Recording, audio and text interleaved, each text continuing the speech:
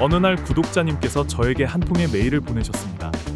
유튜브에 어떤 영상에서 불법 촬영 중인 것 같은 행동을 하는 남성이 찍혔는데 맞는지 확인해달라고 하더군요. 길거리를 촬영하는 척하며 실제론 노출한 여성들을 찍은 후 업로드해서 수익을 창출하는 채널의 영상이었죠. 영상 속의 구독자님이 지정해주신 구간을 확인해보니 바로 이 장면이었습니다. 이 두 남성의 앞에는 짧은 옷을 입고 가는 여성 두 분이 있고 한 걸음 뒤에서 뒤를 따라가고 있는 거죠. 아니 근데 이게 뭐야? 이 두 놈 다 제가 잡았던 놈들인 거 아니겠습니까? 와, 불철범 둘이서 동시에도 범행했었던 거야? 서로를 못 알아본 거야? 아니면 눈치챘는데 서로를 위해서 모른 척 해준 거야? 후자면 니네 진짜 의리 대단하다 정말. 이때는 저한테 잡히기 전이었던 거고 이렇게 이 거리를 계속 돌아다니며 찍고 다녔던 겁니다. 한 놈은 20대, 한 놈은 50대, 세대를 뛰어넘은 아주 지랄맞은 불법 촬영 콜라보로군요. 찌찌. 이 아저씨 영상은 46번 영상이고 이 녀석 영상은 바로 89번 영상입니다. 저 녀석이 들고 있는 5G 종이 가방이 그대로 나옵니다. 크크크. 그럼 이 녀석의 판결문부터 봅시다. 뭐 별 다를 게 없어 보이는데 오잉, 변호인이 없네요. 참회하는 마음을 가진 건지 국선도 선임 안 했군요. 자세히 설명 못하니 보실 분들은 스톱하고 보십시오.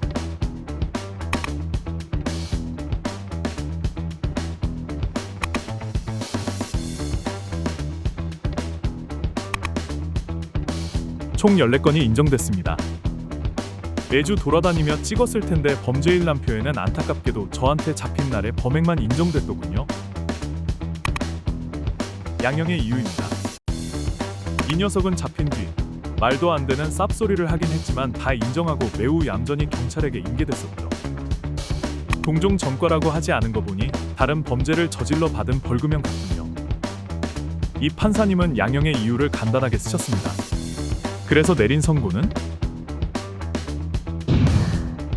에게게 장비까지 마련해서 속을 찍었는데 겨우 벌금 500?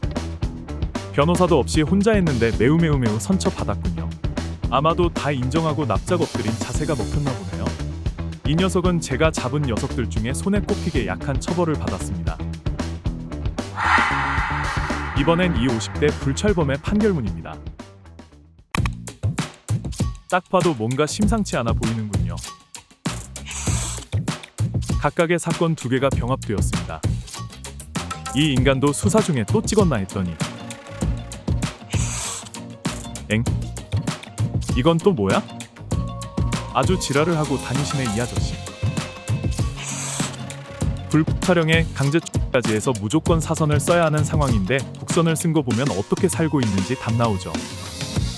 50 넘게 먹고 불찰해 변호사비도 없고 지금 불찰하고 돌아다니는 애들아 이거 니들 미래가 될 수 있어요.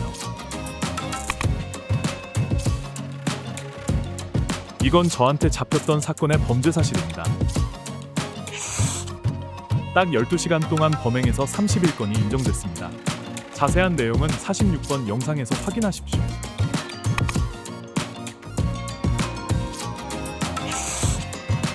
이미 1년 실형 선고받고 감방 갔다 왔었군요. 찌찌. 초범을 감방 보내지는 않으니 이미 20년도에 감방 갔을 때 최소 불찰 전과 2범이나 3범쯤이었을 거고 저한테 걸렸을 때가 3범 혹은 4범째일 겁니다. 완전 불찰에 미쳐있는 거죠. 근데 이때 선고를 받았는데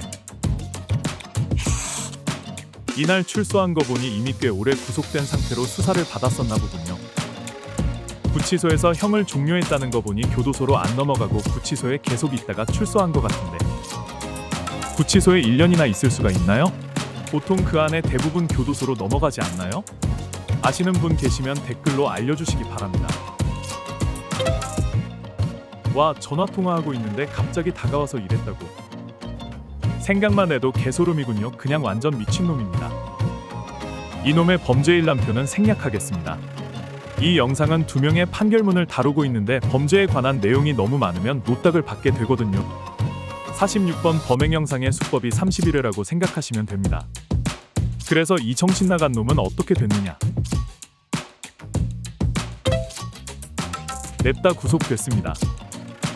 이미 같은 범죄로 실형 전과가 있는 놈이 누범 기간에 또 저질렀는데 구속 안 되면 그게 더 이상하죠. 그렇게 이 불찰범은 또 다시 구속된 상태로 재판을 받았습니다. 먼저 불리한 정상입니다. 합의할 피해자가 없는 상황. 이건 불찰범에게 늘 불리한 정상입니다. 동종으로 최소 3, 4범인 말 다 했죠. 누범 기간에 통화 중인 여성의 귀를 쓰다듬었죠. 아무리 생각해도 진짜 병신 같지 않습니까? 저런 짓을 왜 인생 걸고 하는지 도저히 이해가 가질 않네요. 이제 유리한 정상입니다. 증거가 완벽히 있는데 인정 안 하면 괘씸죄 추가입니다. 변호인 선임할 돈도 없는 놈이 감방에는 죽어도 가기 싫었는지 300 주고 합의했군요. 늘 얘기하지만 피해자가 특정된 사건에서는 피해자와의 합의 여부가 형량을 정하는 영순이기 때문에 무조건 합의를 해야 합니다. 저를 때렸던 사페 녀석도 저랑 합의됐으면 감방 안 갔을 텐데 합의 안 되니 법정에서 다이렉트로 감방 간 걸 보면 아실 겁니다. 사선 변호인이 있고 없고보다 피해자와의 합의 여부가 우선이라는 거죠. 어차피 이 인간은 두 사건 다 부인할 수 없는 인정사건이라 비싼 변호사 선임료를 쓸 바에 그 돈으로 합의하는 걸 택했나 봅니다. 그래서 유불리 정상을 종합한 선고는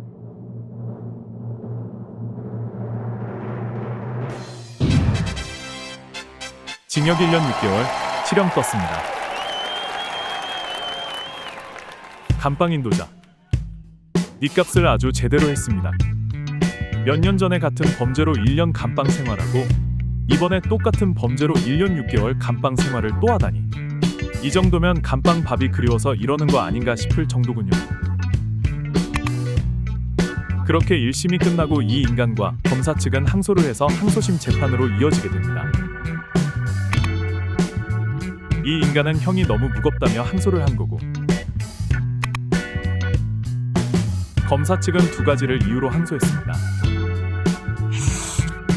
카찰죄로만 최소 3에서 4범, 그 이상일 수도 있고 성범죄를 밥 먹듯 저지르고 다니니 출소 후 재범 우려가 높아 신상공개, 고지 명령을 해달라고 재판부에 신청했는데 기각당한 것에 대한 불만인 겁니다. 보통 검사 측 구형량의 절반을 판사가 선고하기 마련인데 1년 6월 실형도 형이 가볍다고 항소한 거 보니 구형량이 최소 4에서 5년은 됐었나 보군요. 카찰로 저런 구형량 나오기 쉽지 않은데 검사가 매우 안 좋게 본 것 같습니다. 신상공개, 고지에 대한 항소심 재판부의 판단을 보면 1심에서 판단한 피고인이 입게 될 불이익을 생각하면 공개 고지하면 안 된다고 판단한 게 맞다고 2심 재판부도 판단했습니다. 저렇게 숨쉬듯 성범죄를 저지르고 다니는데 까비. 양측이 주장한 양형부당에 대한 판단입니다. 더 찾아낸 여죄나 피고인에게 유리한 자료라던가 같은 1심 선고를 바꿀 만한 아무런 양형의 자료가 없다는 겁니다. 그래서 양측이 신청한 항소는 모두 기각되었고 1년 6월 감방 생활이 확정되었습니다. 23년 6월에 잡혀서 구속되어 1년 6개월을 살았으니 24년 12월 말쯤 출소했을 겁니다.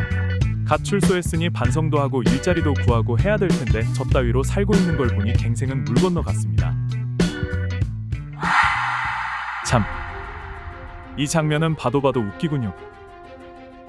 어떻게 동시에 범행을 저지르고 또 둘 다 한 사람에게 잡혀 채널에 박제되는 운명이라니. 참고로 채널 초기부터 보신 분들은 아시겠지만 이 거리 불찰범들 드글드글댔던 거리입니다.